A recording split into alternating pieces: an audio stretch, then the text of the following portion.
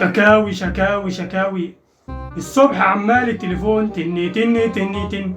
انا عرفت هو ما بيردش عليا ليه اما اكلمه تاني.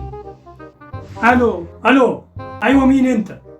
انجز بسرعه يلا عشان الجو حر والواحد مخنوق ومش طايق نفسه. يا ابني يا حبيبي انت مالك عصبي كده ليه؟ انا عمك مصطفى يا ابني. يا عم وانا كنت هناسبك؟ ما تنجز يا عم وتخلصنا. يا ابني بالراحه عليا، انا بتصل بيكو عشان الكهرباء بقالها 3 ساعات شغاله والنور ما قطعش، فانا بطمن بقول العطل جاي من ايه وبشوف الكهرباء ما قطعتش ليه. تمام يا حاج ماشي، خليك معايا بس لحظات كده. حاضر يا ابني. يا عفيفي عفيفي، أؤمر يا أستاذ عادل طلباتك.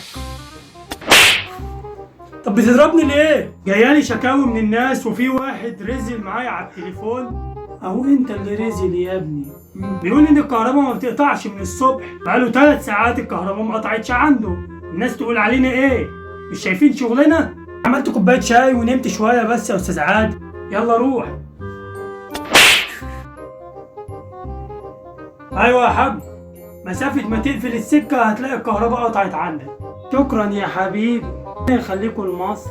حبيبي يا حاج تسلم. مصر مش هتنسالكوا يا ابني اللي انتوا بتعملوه فيها ابدا.